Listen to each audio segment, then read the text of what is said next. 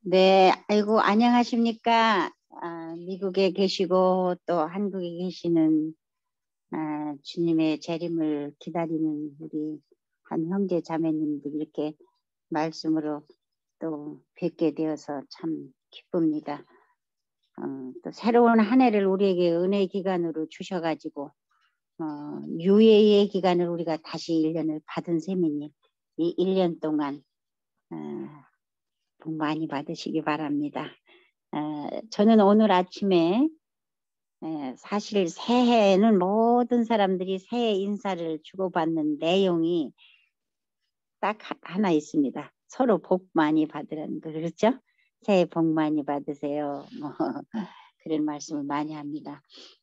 그래서 이 묵상 시간에 어떤 말씀을 가지고 우리가 서로 좀 생각하고 묵상을 해볼까 생각하다가 제일 우리에게 많은 복을 처음부터 주신 산상수훈에 있는 말씀을 제가 가지고 오늘 묵상하도록 그렇게 하겠습니다. 산상수훈의 말씀을 우리 주님께서 주셨는데요.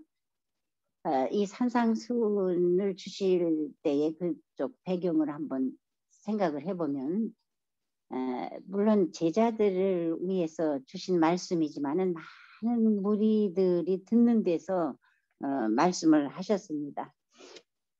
해변에 몰려온 사람들 굉장히 많았죠. 연애신 시대의 소망 가운데 보면은 갈릴리 동네에서만 온 것이 아니라 갈릴리 동네의 그 평지에서뿐만 아니라 유대 지역, 예루살렘, 뭐 베레아, 데가볼 아주 여러 군데서 얼마나 많은 사람들이 모였는지 설 수도 없을 정도의 무리들이 모였다 그랬습니다. 한번 그 예수님의 말씀을 들으려고 온 많은 무리들을 한번 상상해 보시기 바랍니다. 그래서 예수님께서 산기슭 쪽으로 가셔가지고 넓은 평지를 찾아서 푸르에 앉아 계시고 제자들은 언제든지 예수님 바로 곁에 앉아 있고 많은 사람들이 모였는데 설 수도 없이 많은 사람들이 모였는 그와 같은 무리들은 사실은 예수님에 대한 기대가 굉장히 컸어요. 어떤 기대가 컸느냐면은 미국의 그 왕국이 세워지리라고 하는 그런 믿음. 다시 말해서 곧 어떤 큰 왕국을 선포하실 텐데 그때 우리가 굉장히 중요한 큰 자리를 한 자리씩 다 차지하고 지금까지 누리지 못했던 그 가난에 찌들렸던 이런 것들이 이제 순식간에 다 없어지고 우리도 잘 살 거야. 우리도 아주 부귀영화를 누릴 수 있을 거야 하는 그런 아주 간절한 소망, 여망이 큰 그런 사람들, 그런 무리들로 아주 많이 모이게 된 것입니다. 또 이스라엘이 미국에 주의 택한 백성으로 아주 열국 중에서 가장 높이는 그와 같은 나라가 되고 또 예루살렘은 전 세계 왕국의 머리로 굉장히 높임을 받게 되리라고 하는 그래서 거기서 살고 있는 우리는 아주 굉장히 의기양양한 그런 포부들을 가지고 모인 사람들이었습니다. 그런데 예수님께서는 참 그런 그 의기양양한 모습으로 모인 그 많은 무리들 앞에 세속적으로 위대하게 된다는 것에 희망을 예수님께서는 꺾으셨어요. 꺾으셨습니다. 그러면서 그들이 여러 가지 오류들을 정면으로 공격하시지는 않았지만은 이 산상수훈을 통해서 잘못 받아진 교육 또 그 결과로 초래된 어떤 그런 결과에 대한 거 이런 것들을 아주 정말 잘 지적을 하시면서 또 예수님에 대한 자신의 품성에 대한 올바른 그런 개념들을 무리들에게 잘 전달하시고자 하시는 그런 간절한 마음으로 그런 많은 무리에게 서시는 예수님을 우리가 상상해 봅니다. 사실 죄의 결과에서 오는 불행을 예수님은 다 보셨지만 그 비참한 실상을 생생하게 그들에게 사실은 묘사하지 않으셨다고 그랬어요. 그러면서도 아주 더 좋은 어떤 그런 것에 대한 그런 가지치심을 말씀을 하시는 것이 이 산상보훈입니다. 다시 말해서 하늘나라에 대한 복이죠. 그래서 이 산상수훈은 하늘에 들어가는 조건들입니다. 하나님 나라의 기초가 되는 원칙들입니다.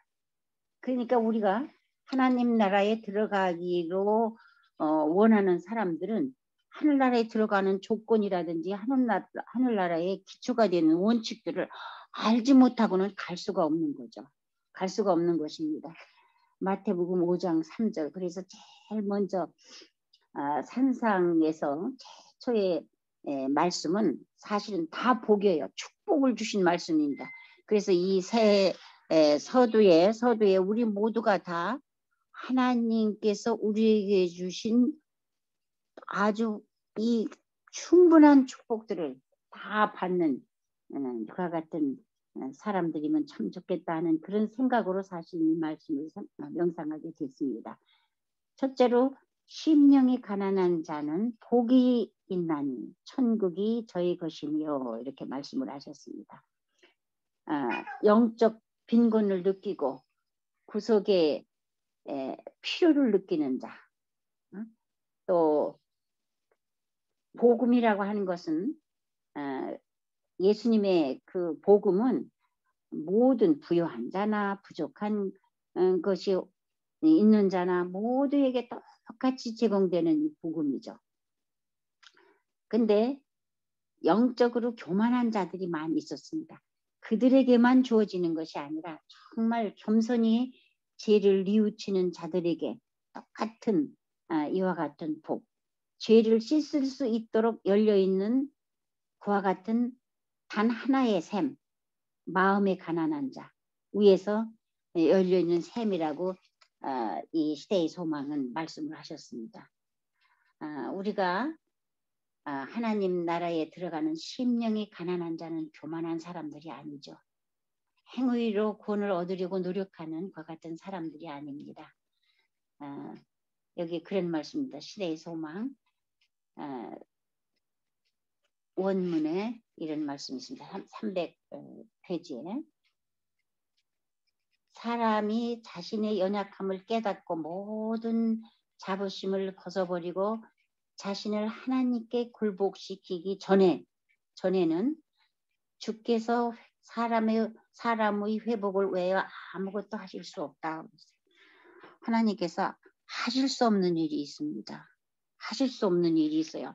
우리는 전능하신 하나님께서 모든 일을 다 하실 수 있지만 내 자부심, 내 마음 가운데 있는 교만심 이런 걸 다 내버리지 않고 하나님께 나를 굴복시키지 않는 그와 같은 상황 가운데서는 나를 회복시키지 않으시고 회복시킬 수 없다고 그랬어요. 그러니까 내가 문제입니다. 자아가 문제인 거죠. 하나님께서 주시기 위해 기다리는 선물, 그거는 받을 조건에 맞는 사람에게 주신다 그랬습니다. 하나님께서 선물을 가지고 있는데 받을 조건이 되지 않는 사람에게 다 막 던져주시지 않고 받을 조건이 맞는 사람인데 그건 자신을 비우는 사람이라고 그렇게 말씀을 하셨습니다.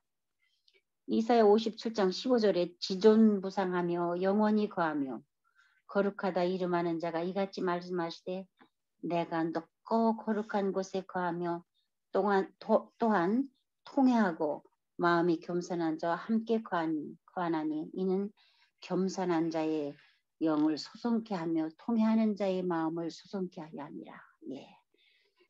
정말로 우리가 겸손하고 우리의 죄를 위해서 자신을 완전히 회복시키는 그와 같은 위치에 자신을 놓기를 원한다 그러면은 우리는 우리의 마음을 비워야 정말 하나님이 주실 약속의 복을 받을 수 있는 것이라고 생각을 하는 것입니다. 그 다음에 또 여기 4절에 애통하는 자는 복이 있나니 저희가 위로를 받을 것이며 있습니다. 애통이라고 하는 것은 슬퍼하는 것인데 죄로 인해서 슬퍼하는 동시에 하나님의 자녀가 된 그런 귀한 특권을 위해서 우리는 기뻐하는 그런 애통을 말하는 것입니다. 슬퍼가지고 연약한 그런 상태가 아니에요. 여기서 말하는 애통이라고 하는 것은 정말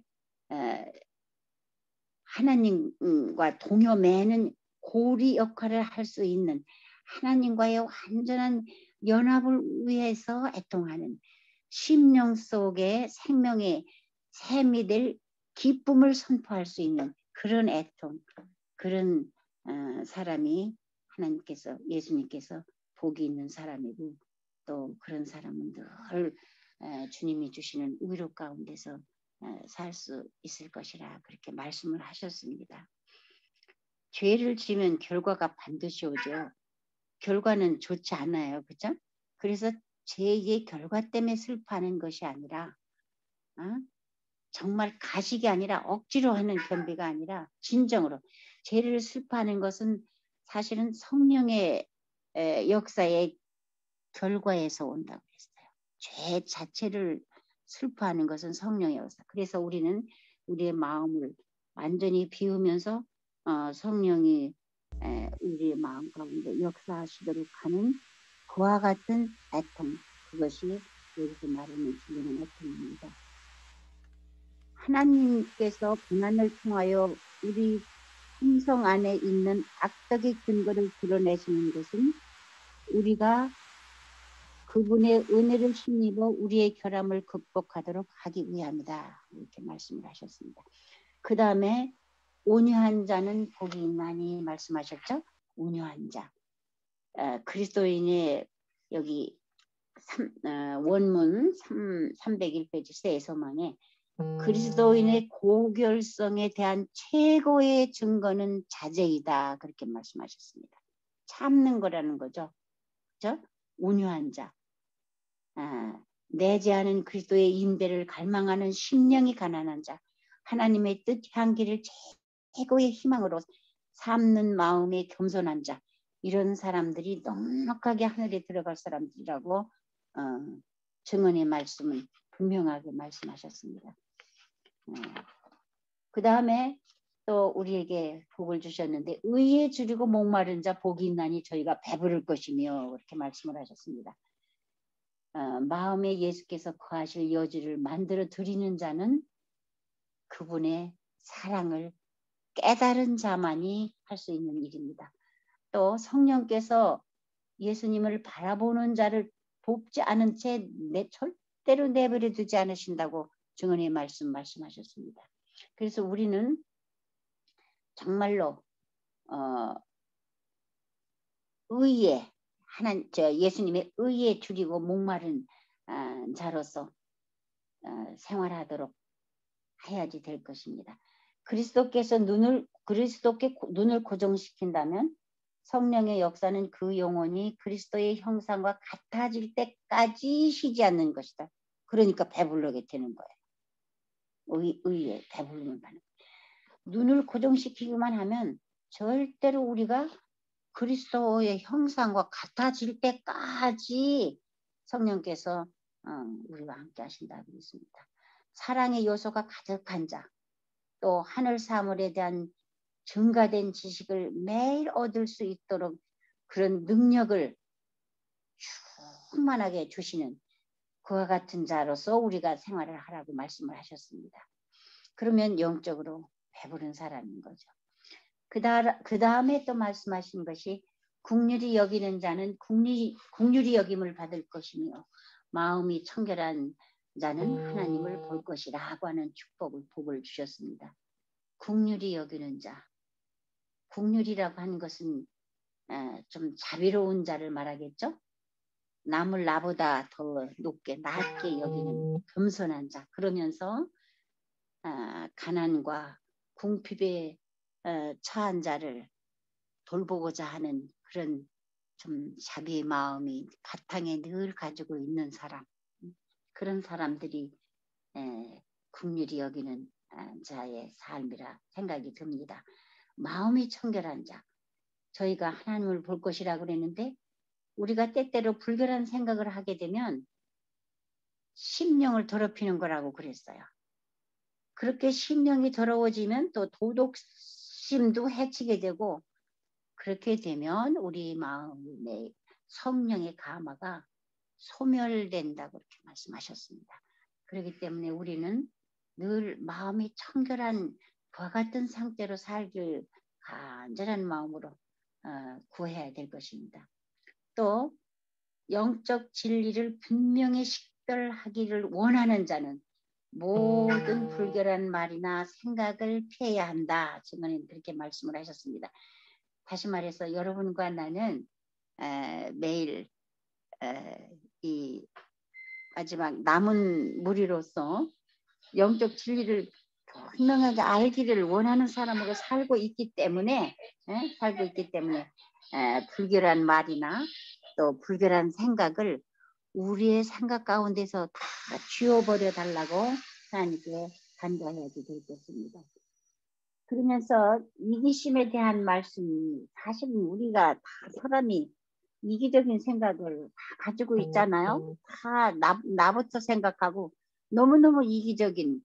근데 이기적인 것은 이기심은 곧 죽음이다 그렇게 말씀을 하셨어요. 여기는. 이기주의 정신은 하나님을 그 자신과 같은 분으로 판단을 하게 되고 영혼을 더럽혀서 파멸시키는 작용을 하고 이기심은 곧 죽음이다. 굉장히 무서운 말씀인데 아유 나는 그렇게 뭐 이기적일까? 아니요. 우리는 저는 가만히 생각하면 나부터 모든 걸 생각하는 그런 경향이 많고 이기적인 그와 같은 본성이 있다라고 저는 회개를 합니다. 오직 하나님의 능력만이 이기심과 외식을 쫓아낼 수 있다고 말씀을 하십니다. 그 다음에 주신 복이 화평케 하는 자, 복이 있나니 그랬어요. 화평. 그리스도의 화평은 사실은 참 화평이라고 하는 것은 진리에서 오는 건데 진리는 또 하나님과 일치를 하는 것이 진리입니다.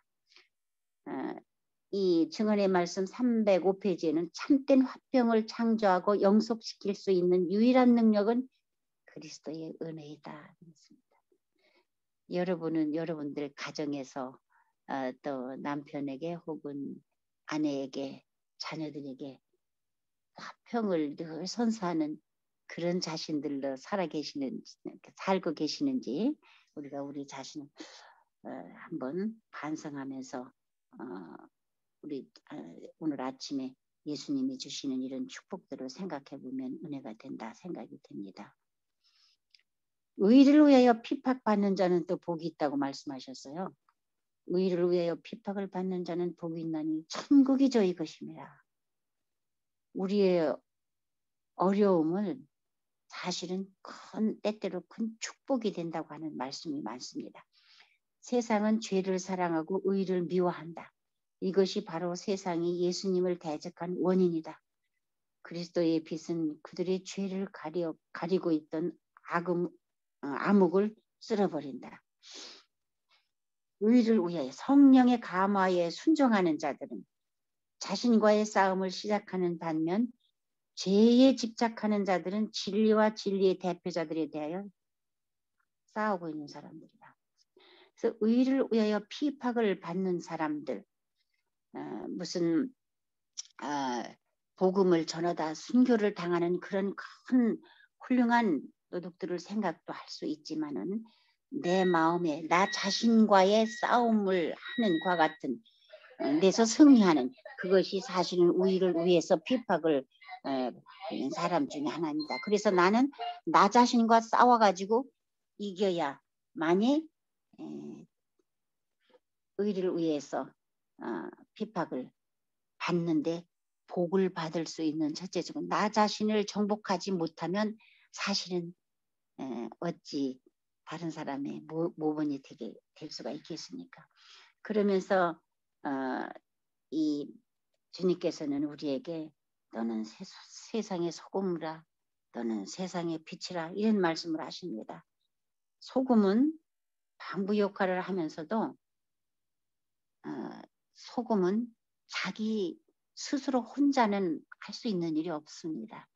어디에 스며들어야만 자기 가지고 있는 본래의 속성을 정말 올바르게 나타낼 수 있는 것입니다. 그렇기 때문에 우리는 핍박을 면하기 위해서 세상에서 도망가고 물러가는 그런 사람들이 아니라 소금처럼 세상을 부패시키는 그와 같은 것을 막을 수 있는 여러 사람들 가운데 거하면서 여러 부류의 사람들과 교제하면서도 거기에서 정말 소금의 역할을 철저히 하는 그와 같은 사람으로 살고 싶습니다. 성령의 감화에 응답하는 심령은 하나님의 축복이 흘러가는 통로이다. 이런 통로의 삶을 마지막 시대를 살고 있는 우리의 삶이 되어야 된다 생각합니다.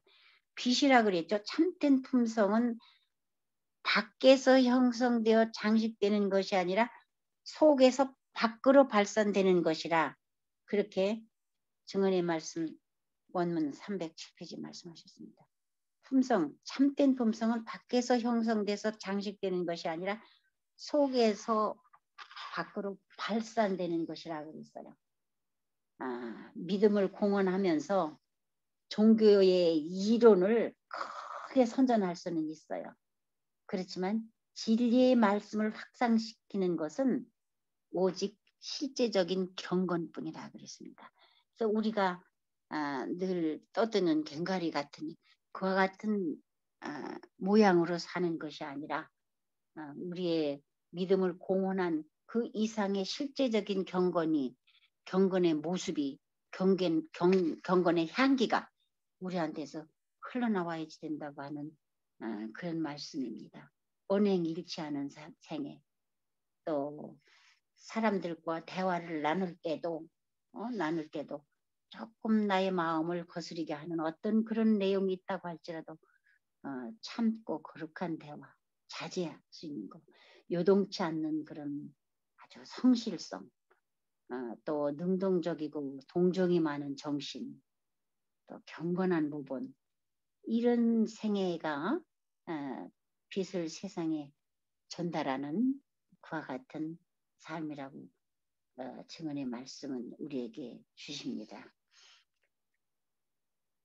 사단은 언제든지 그리스도를 따른다고 공언하는 자들이 그들의 품성의 결함에 대해서 변명하는 소리를 들을 때 아주 좋아하고 크게 환호한다 그랬어요.